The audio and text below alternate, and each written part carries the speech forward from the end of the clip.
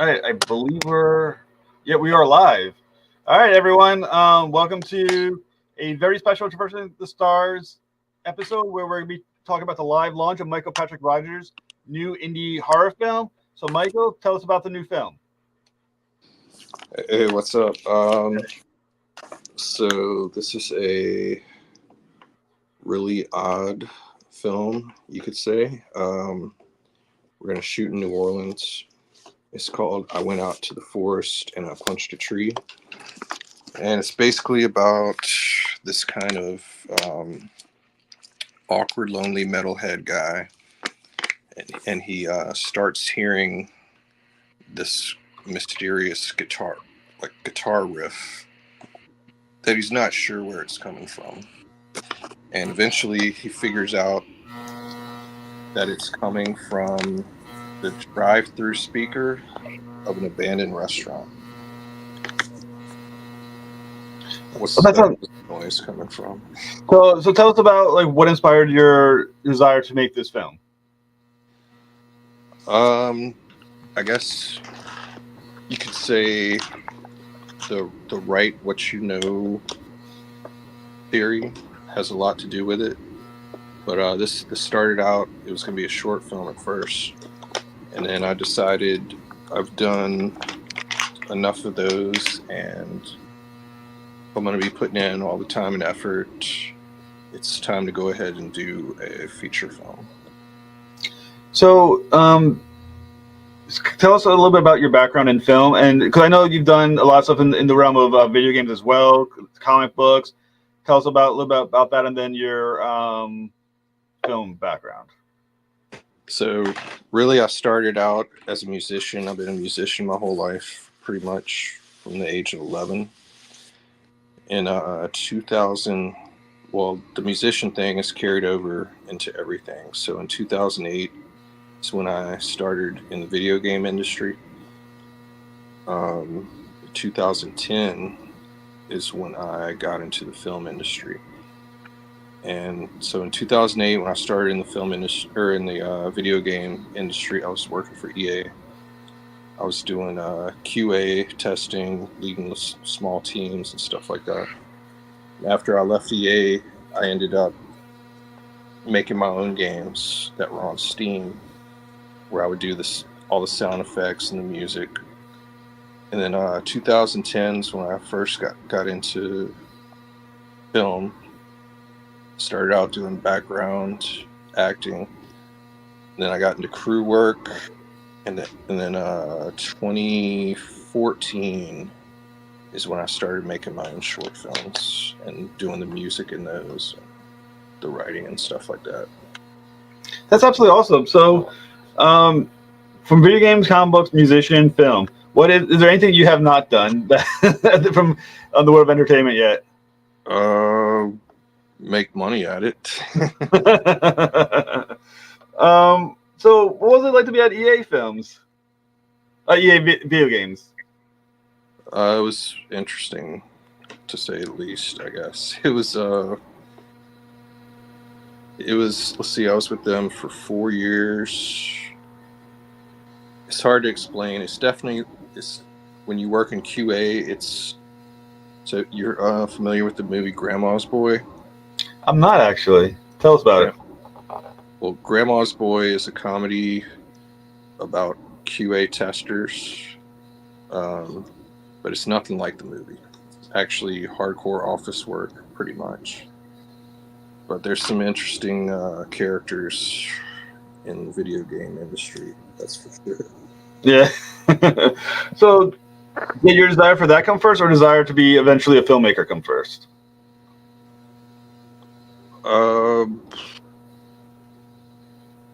Probably both. I didn't really. So when I started out in film, I was trying to be an actor, but mainly I was just doing background. But then I did do a few, like I started going to auditions. I did a few things that I got, but like luckily I smartened up and realized I suck at acting. and I like being on the camera. I'd rather be on creative thing, like the writing. Your volume's going out. It should be fun. I can hear you now. But yeah, I still don't even consider myself a writer because I hate to read. But I guess I kind of came to the same conclusion that Sylvester Stallone came to, is where he decided or realized if he didn't write his own stuff and make his own stuff, that he would never make it. So I guess that's kind of why I started writing. Because I knew I had to start making my own projects. So, before you wrote your first film, did you write your first comic book?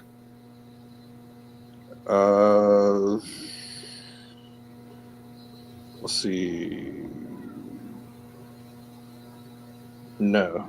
The script for this movie, well, the first draft of this script, I think I wrote in 2018. And my first published comic book was written in 2022. Yeah, that's pretty awesome. And so now you're now you have a new indie film that you that you're looking to launch on IndieGoGo. So tell us about the film. Tell us why IndieGoGo and why people should be supporting us or you. Well, IndieGoGo makes it easy.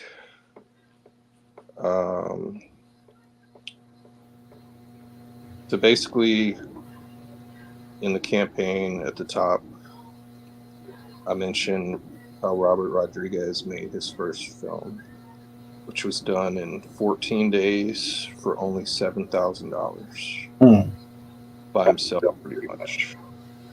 And I don't want to do that, but at some point you have to say, well, if I'm going to do something, or if I want to do something, you just have to do it by whatever means necessary, pretty much. Do what you want to do.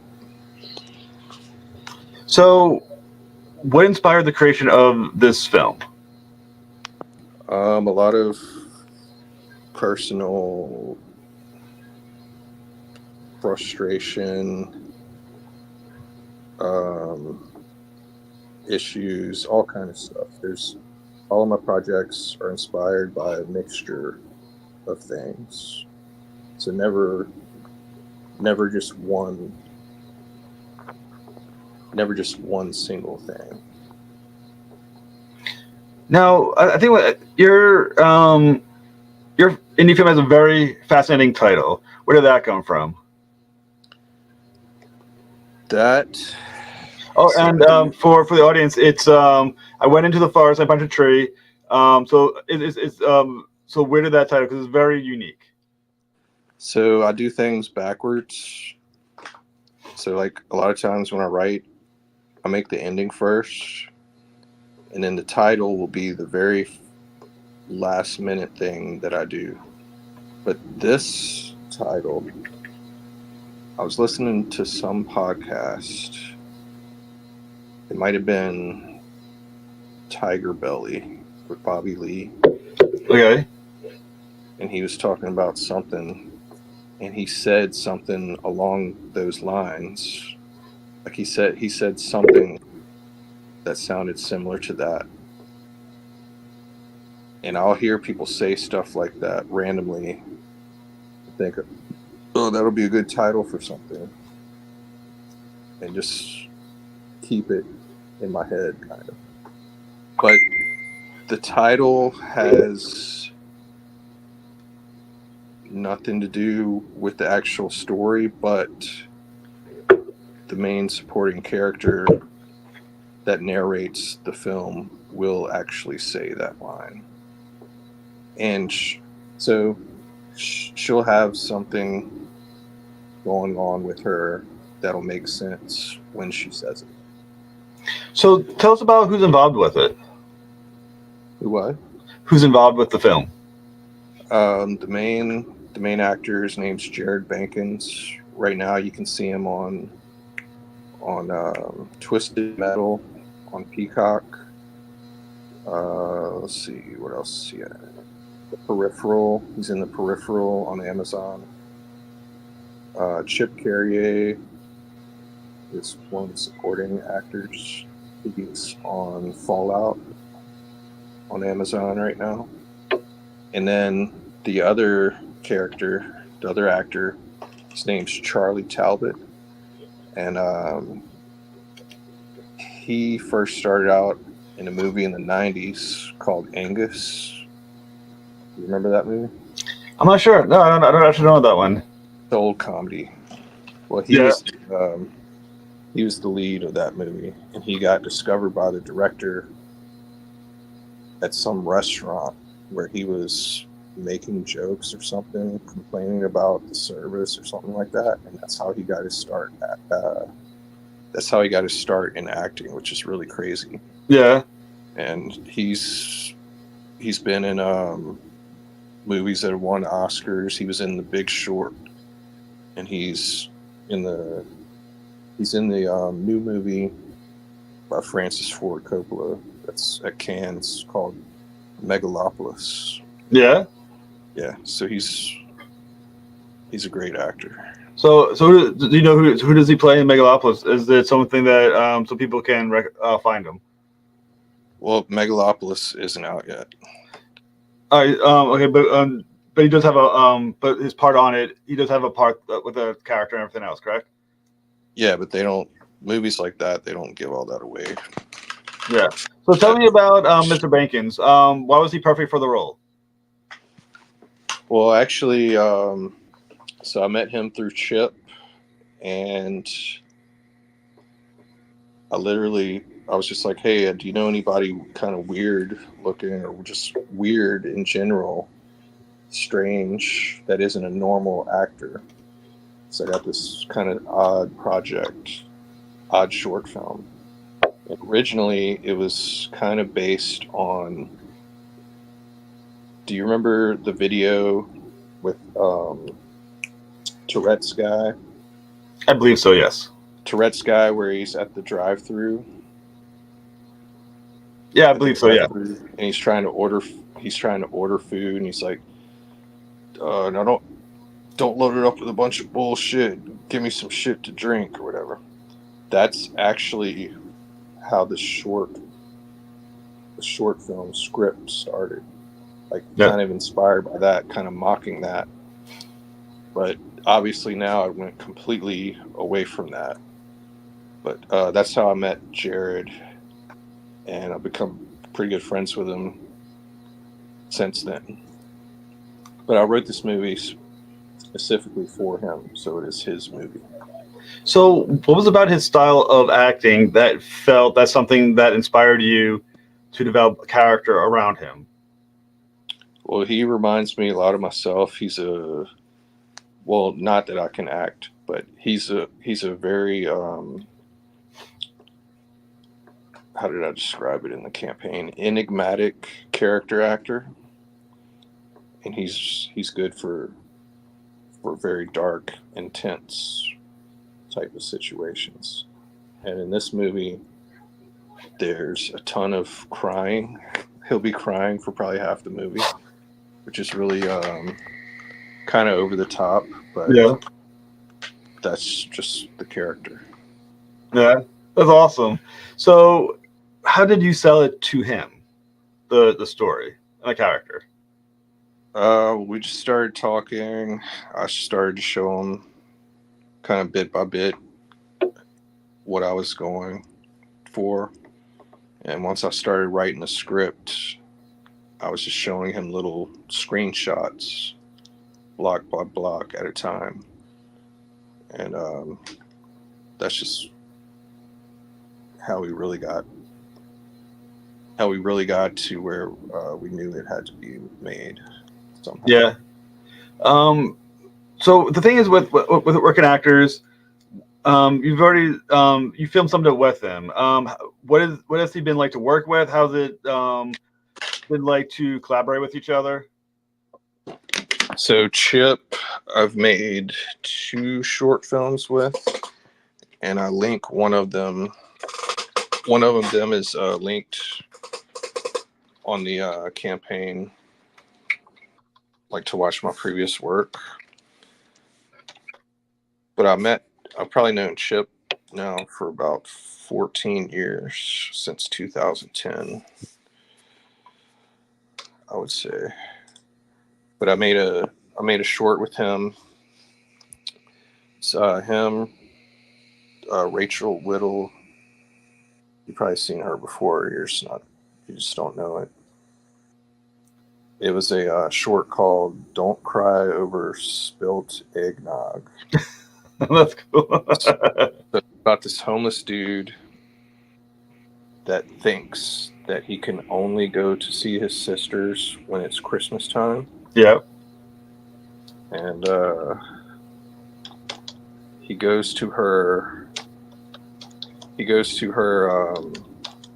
She lives in one of those, what do you call them? Airstream trailers. Yeah. And she's the good sister, and then there's the bad sister that's there. And shit just gets weird. That's awesome. So he realizes it's not Christmas. So who are some of the people behind this camera that are going to be important for the backers to know? Because like I said, this thing's going to launch in now 12 minutes. We got 12 minutes for this launch. So we got to give some reasons for people to want to back it. So who are some of the people behind the scenes? So the cinematographer, his name's Nathan Tape, and he currently has a movie that he directed out in festivals that's winning awards. It's called Off Ramp. It's about these 2 Juggalo guys that are trying to get to the gathering of the Juggalos. And of course, shit goes wrong for them. Let's see. Oh, the composer, his name's Clifton Hyde. And I'm actually going to go to Nashville to work with him in the studio on the score, but it won't be a traditional score. It's going to be more of like a noise, ambient noise core type of thing. Oh, that's awesome. But with him, he'll actually make the actual guitar riff that's going to be in the movie. Now, the interesting thing about being in your position, not only you're the writer, but the director, but you're also got to be the salesman. You got to sell this film to the people you want on board. You got to sell this to the people who we want to back it. You want to sell it to people who want to view it. What has it been like to be also the pitch person for your own film, and what do you think? What pitch have you been using that's been the most effective?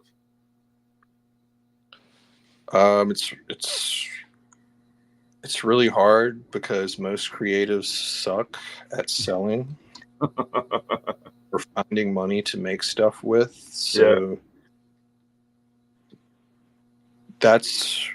so basically, the older I get or the further I get into making things, I've realized that it's important. It's very important to hire people or work with people who are way better than you at everything, like at every aspect of what needs to be done with your project. Well, I think that's something that most people in your position don't know how to do. They don't know how to find the people that they need to do these things. So how did you know how to actually find these people? Well, that just comes from all the years of being around the film industry here. So in New Orleans, we have we used to have tons of productions. But around 2010, 2011, 2012 is when the film industry in New Orleans really blew up. Yeah. So there'd be 10 productions at a time. Basically, we were second behind Atlanta. Atlanta's always got like 20, 30 productions going on. And so starting out in background, when you're a background actor doing extra work, you meet a lot of really weird people. And then at the same time, you have the opportunity to interact with the people who are doing the crew work. Yeah. And you just start meeting people, and it just kind of snowballs from there. For some people, it happens quicker than others. For some, it takes a while. So it's taken me 14 years to get to the point where I'm ready to do this. So it's been 14 years, and now we're about to launch the campaign, or you're about to launch the campaign in 8 minutes. We're at 8 minutes till this thing launches. How does it feel? What's going through your head right now? Like, what are you thinking? What's been like for to be on this road to get to this point where literally in 8 minutes the dreams start coming? I'm thinking I've always sucked at crowdfunding, and that's one of the reasons, like I just said, I went out and found somebody who's way better at it than me, and it's gonna get done no matter what. So 7 minutes from now, you got the campaign in front of you. What are some of the feelings that you have about, or what are some of your expectations for our first day, or your first day of your campaign? Well, I'd like to sell out the featured perk and change, so I can change to another featured perk. The featured perk at launch is a voice acting credit, so you'll actually get on the phone with me to record your line or lines. And the voice acting, it'll be part of a 911 call center scene, but it's not a typical 911 call center. It's far from that. That sounds very cool. 6 minutes now. Like I said, we're getting close. There's only 4 of those. Okay. What is the tier? What's the cost at that tier?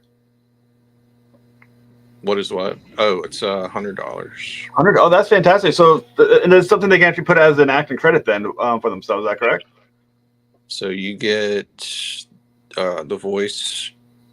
You get your line in the movie. You'll be on the phone with me to. Basically, you'll be taking direction from the director to record it. Film and IMDb credit and digital copy of the film for that. But everything, all the perks are pretty reasonably priced. Like I got, so after that one, I'll probably split the, let's see. I'll probably put the associate producer or executive producer credit as the featured perk. Executive producer credits $150 and associate producer credits $75. Well, that's something. Go ahead. Some of the higher end ones are still pretty cheap. So I have a perk called the Aspiring Actor Perk. So usually when a campaign has a perk for people where they can come be in the movie, it'll be really expensive. But as somebody who's always struggled as an artist or whatever, I know you don't have a lot of money, so this one is $500 because you would have to pay for your own flight to come.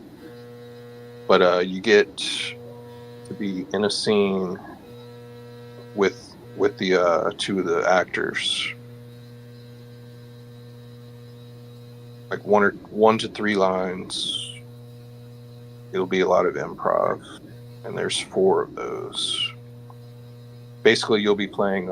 You'll be one of the main character's neighbors that's kind of stopping by and saying hello to the other two characters that are. So these two characters, they're basically sitting out in front of their trailer drinking, and they're trying to get the main character to come over and hang out with them. But he's a antisocial black metaler type of guy, so he doesn't hang out. And you'll just be kind of stopping by, saying hello to them. Then there's some one-of-a-kind perks. You get the antagonist's guitar. And then I got pieces of the main character's costume or some other one-of-a-kind perks. So these when you talk about the people who are going to have some lines, are they going to be sharing those lines with Mr. Bankins? No, he doesn't talk in the movie. Oh, okay. So it'll be with the Chip Carrier, the guy that's in Fallout right now. He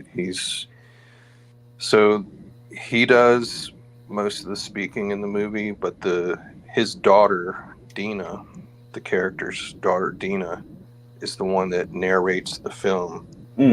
But she doesn't speak on camera except for one time when she says the title of the movie. And so she is in love with Jared's character, and they're neighbors, and she's kind of watching his trailer from the front of theirs where they're hanging out drinking or whatever. And she's just obsessed, like she's like dead focused on his trailer. So what is why is she obsessed with him? Like, what is about him that she finds so intriguing? She thinks he's hot, dude. That's straightforward enough. So now when I say he's like a metaler, like a metal guy, he's not like the macho, burly, dirty, nasty metal guy. He's going to be very much on the feminine side of things. He's going to have super long black hair, like the singer from Typo Negative. He's going to have hair like that. He's just, all of his mannerisms are very feminine. So I'm going to stop you for a minute. We have less than a minute left before we launch, or before you launch. So let's get ourselves mentally ready. This is the big moment for us all. Yeah, hopefully IndieGoGo doesn't give me any error messages. Oh, you didn't set this up, or you didn't set that up. Let's cross our fingers, cross our toes, cross whatever else you can cross. Let's make this happen. So, we're looking at less than, I don't know, should we do a countdown to the time? I mean, do you have the exact seconds on that? Maybe we can do a quick countdown and before the big launch. No, I just rather would hit launch. All right. It is now officially, well, it's 9 o'clock my time, 8 o'clock where you are. It's 8 o'clock you're from Louisiana, right? Yeah. All right, so it's 9 o'clock. Let's do this. Launch the Now it's telling me just like I thought it would. I verified everything, and now it's saying that I didn't verify my email address. Wait, let's see.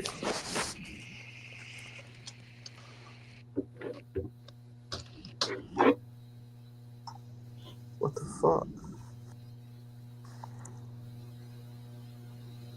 There's always some shit like this. So it says, almost there. Please check your email.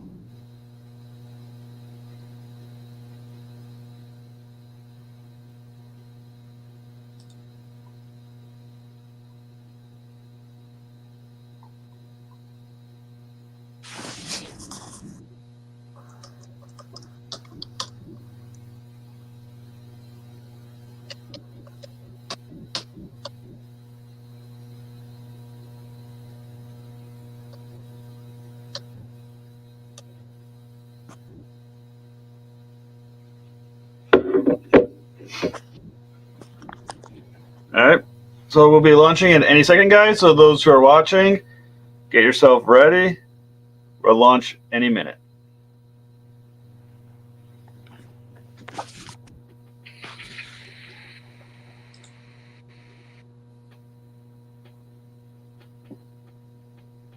And it's still giving me the same message, even though I did what it said to do. Let's see.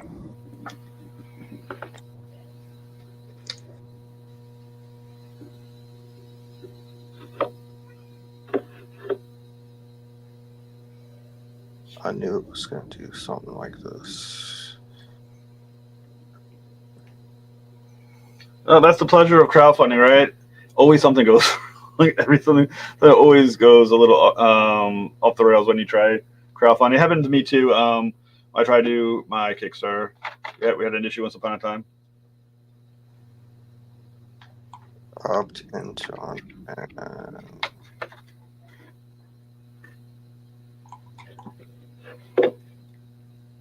extras, settings,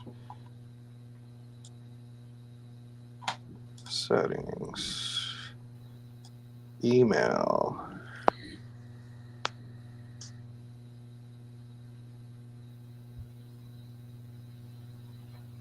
For your campaigns.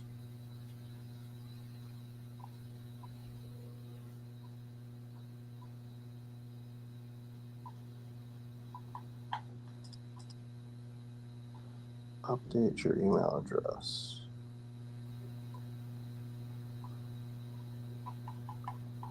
Yeah, so there's nowhere where it says, what the fuck is this?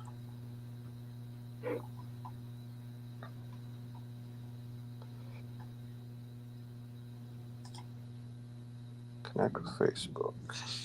I'm gonna set the phone down for a second.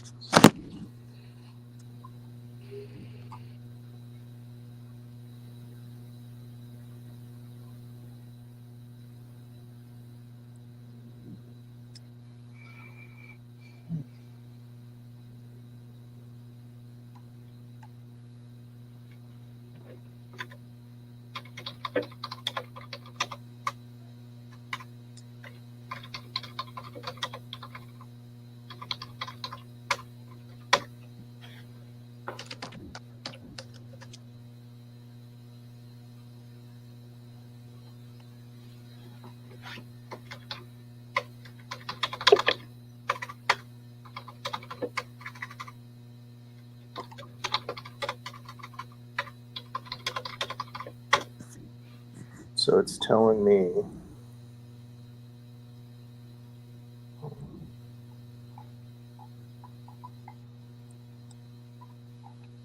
let me go back to this.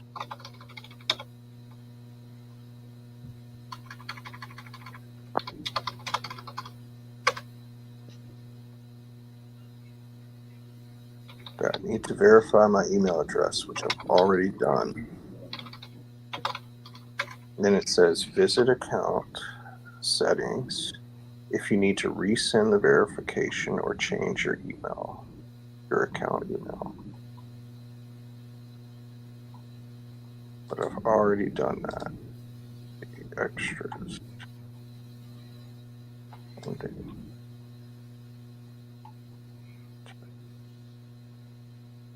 Verified.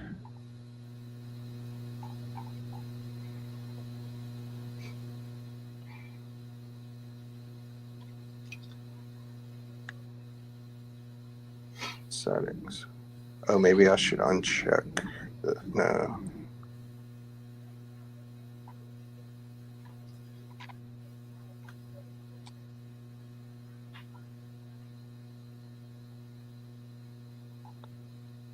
So I should update your password.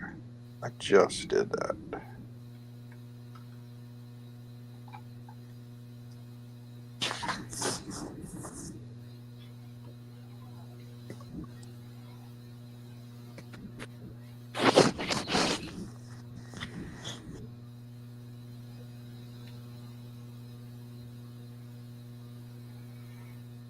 As we're waiting, I want to thank the people in the chat commenting on my new haircut. Thank you so much. How many people are in chat right now? There's not that many at the moment, but apparently my haircut is looking smooth. Thank you, thank you, Barney, in chat.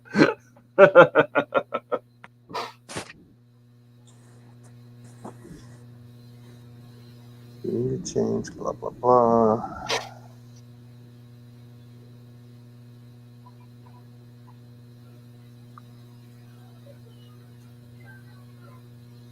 Campaign support.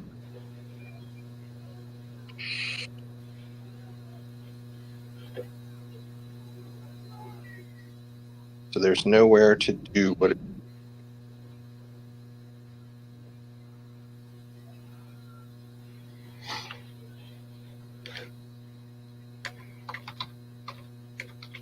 Even though I've already done it. Let's see. All right, let's up.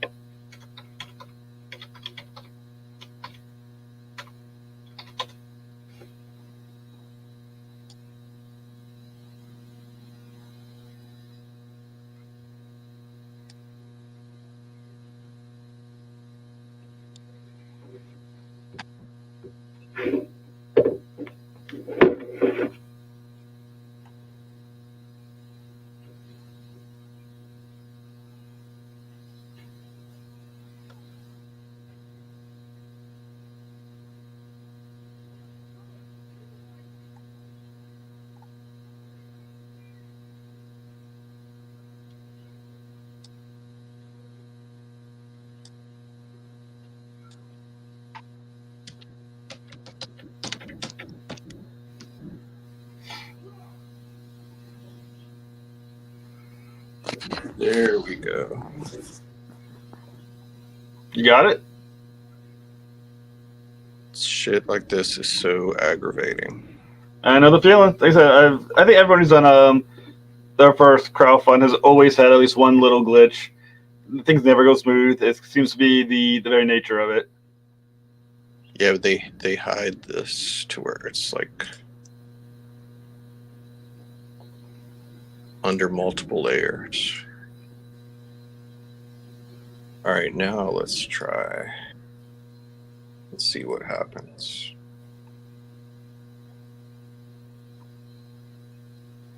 And it better have the right video on it this time. Like I even went and deleted the link and put it back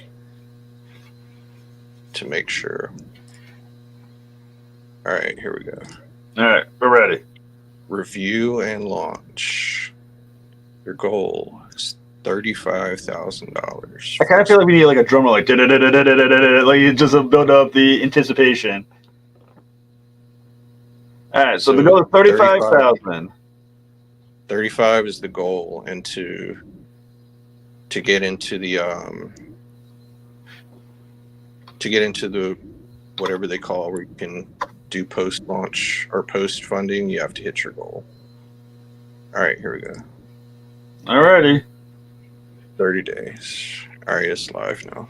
It's live. All right, guys, everyone, it's live. Let's I'm refreshing my screen. See where we are. Perfect. So we were 10 minutes late. 10 minutes late. It happens. These things always happen.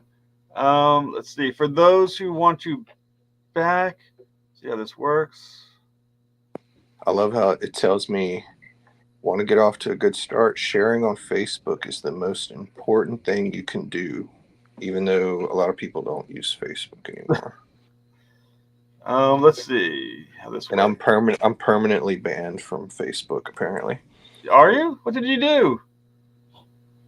I don't know, but well, maybe I made too many accounts or something, because even now when I try to sign up with no matter what email address I create, try to set up a new account. Yeah. Somehow they're tracking my IP or something, and I can't set up a new Facebook account. But I hate Facebook. I haven't had Facebook in like 3 years. Well, give me 1 second. I want to see if I can back something. Give me 1 second.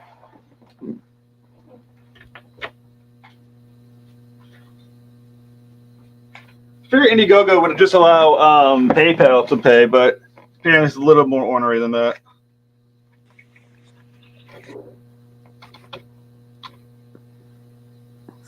So if you're listening to this, now is the time to back. Let's get those algorithms on our side. That's the most important thing in the world, because algorithms apparently are life.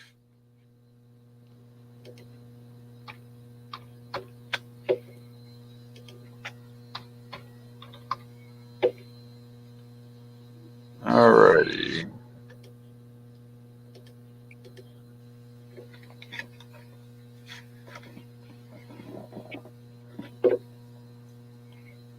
Yeah, it's got the right video.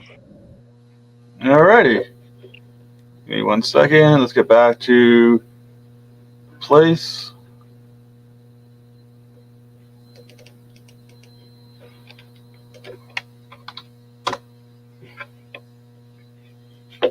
Let's do a refresh.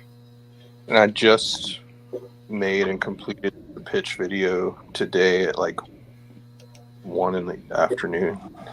It's not actually showing the what I sent for backing. It's not showing. It probably doesn't update right away. Oh, it says one claimed. So there's one other claim, but it's apparently it's not updating the thing immediately. It So says 1 backer. oh, it's updated for you. Oh, it's not updating on. For some reason, my screen is not actually showing updates. Let me try something different. Let's see if I can. No, it's working. All right, give me one. I think it's. I'm going to put it in the chat, guys, in a minute. Whoever's listening, and we are going to. Yeah, it just takes a minute. It's starting to populate now. Okay. You like that picture I used for the voice acting credit? Give me 1 second. I'm trying to get the link so everyone can find it.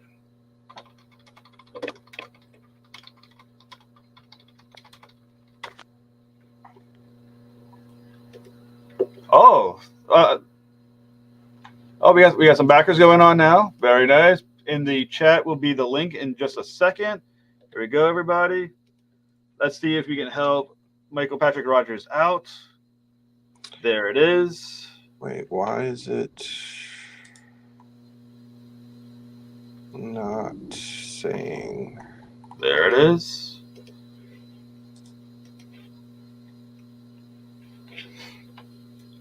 All right, so we have a voice acting credit already back. Good job. Yeah, okay. So it doesn't say that it's, for some reason when it's featured, it doesn't show you at the bottom. There's only 4 of those available, so now there's 3. All right, so we are officially rolling. It is now happening. It is real. How does it feel to now officially have your campaign out there in the world? Now I can stop editing constantly. Well, actually, I can't stop editing constantly because I will. So I plan to add more perks if we get to 5,000 and then 10,000. And then at the bottom, I got the stretch goals. And where did I put? Well, I will say right now, those who have back, thank you so much. Michael, I'm sure you appreciate that support. So the stretch goals, the first stretch goal will unlock 3 secret perks. The third stretch goal will unlock 2 secret perks.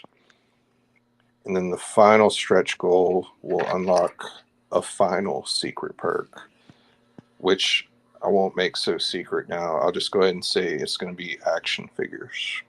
Oh, nice. Have you already looked into it? I always wanted to create an action figure for my stuff. How hard has it been to put that together? It's not that difficult nowadays. It's just expensive. Yeah. Do you, what do you have to do? Is it based on an image? Is it something you're doing? You have to do like a computer, like a 3D printing thing? Yeah, there's multiple ways to do it, but I'm actually going to get with a company that deals in horror action figures. So you're gonna make one for yourself just for fun of yourself. So you're being like, I know you're not in the movie, but you make one of No, yourself just to get your own action figure. no, that would just No, cost more. no. I would So say technically, I've already had an action figure of myself. Because when I was in GI Joe 2 with The Rock, I yeah. played a Cobra Trooper for 3 months on that movie, and they made action figures of just us, the generic Cobra Troopers. So technically, Technically, yes. So, assuming you still have it, do you have it displayed somewhere? no, I don't have any action figures. Oh, honestly, the action figure of myself, I think I just have like I'd buy every copy I found, just keep populating my house with them over and over and over again. Yeah, I used to have a ton. Like I used to collect Chris Benoit action figures Yeah. and wrestling figures and all kind of stuff, but I don't have any of those anymore. So, well, so for the film, so the action figure, assuming you have Vega is going to have one. Who else is getting a figure, or would get a figure if we hit that goal? It'll probably just be the main character. Yeah, that's pretty cool. Like I said, I always would like to have an action figure myself. I don't know what I would do with it, but I think my ego is big enough that I would actually did if I had the cash for it. I'm probably vain enough. That's pretty cool though. So what else are we thinking about? Let's go over some more of the tiers again to make sure people who are watching now can look over what some of those tiers are. So I try to keep it mostly digital. Like I got the digital copy of the film. And then for some reason, a lot of people nowadays want DVDs. So I got DVD copy. Oh, this one, a lot of people do this now. It's your picture in the movie. So your picture in a scene for $50. I only have 10 of those. So you'll probably most likely be a former employee of the month in our abandoned restaurant. Very cool. Got 10 of those for $50. VHS copy on VHS. So when you send out the DVDs, are you going to sign them for people? Yeah, I don't think I'll put that on there, or I may have. Yeah, anything physical will be signed probably. So once the 4 voice acting credits are gone, I'll probably make the next featured perk either the associate producer credit for 75 or the executive producer credit for 150. So the other thing, for the folks who do back, at the end of the film, there's usually credits. Do their names appear in the credits as under thank you, or the people who do like the lines, do they get credit in the back?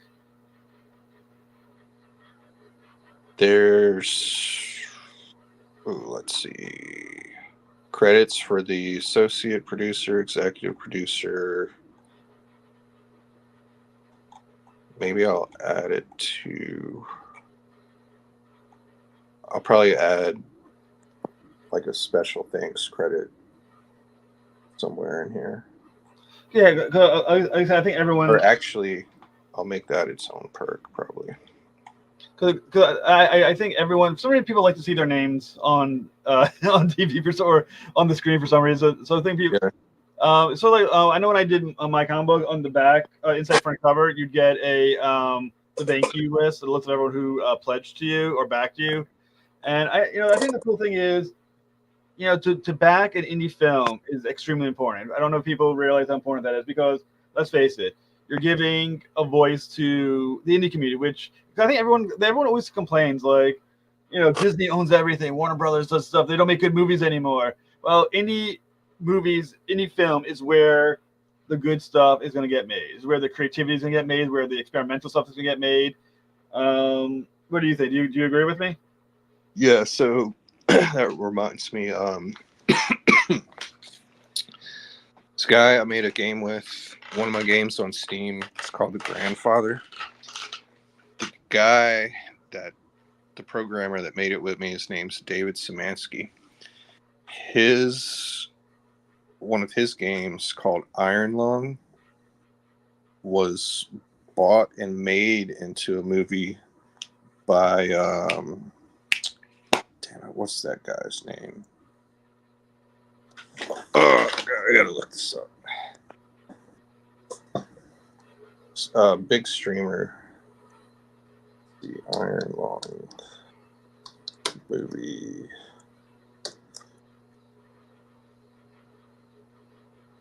Markiplier. You familiar with popular streamers? I don't know, to be honest with you. Yeah, you know what? I find myself that I'm extremely not cool. So anything that's in the cool world of like streaming or whatnot, apparently I'm not involved in. Though I do have enough streaming platforms that you think people are. Markiplier has 36 million followers on YouTube. Oh, it'd be nice if you could borrow a few of them. So somebody like that has the power to fund their own movie because they have a big following. But he liked David's game Iron Lung and basically bought it and made it with his own money. That must be a good feeling. I would have to say a very long time to make an indie film. but I mean, don't you think though that the films that are going to be experimental, the ones that are going to break through, are going to be in the indie film community?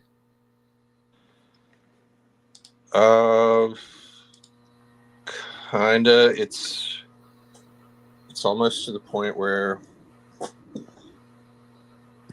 you could say a lot of people, for anything besides movie, music, whatever, you could say, oh, well, everything's already been done. But if you think about it, everything will never always be done. No, I totally agree with that. Because I mean, the cool thing is, if this when the film does get made, it's going to go to film festivals. This will go into streaming probably. If you had to envision, have you been to a film festival? Been part of any film festivals before? Because like I said, you've appeared in other films. Have you been to one of those festivals before? Yeah, I had a few of my short films were in festivals. I've been to film festivals a few times. Like, do you already daydream about what it's going to be like to watch your film in one of these festivals?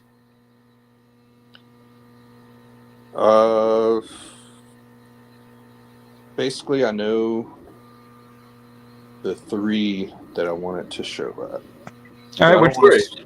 So I don't want to spend a lot of time at festivals. Like a lot of movies for a lot of indie guys, and then the festivals for like the whole year. Going to those festivals costs a lot of money, even as the. I mean, do they pay to get their films in the festivals, or are they being paid to have their films in the festivals?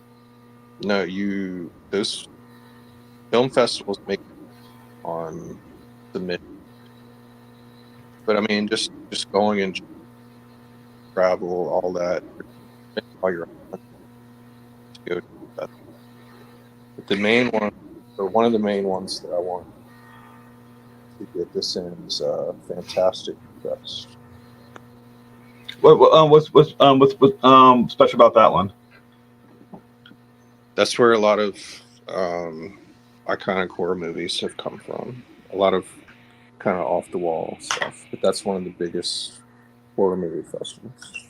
And where is that one? I believe it's in Austin. Oh wow, okay. So how do you go, for those who don't know, those who are in the world, how do you actually go about getting your film in one of these festivals? The main way is Film Freeway.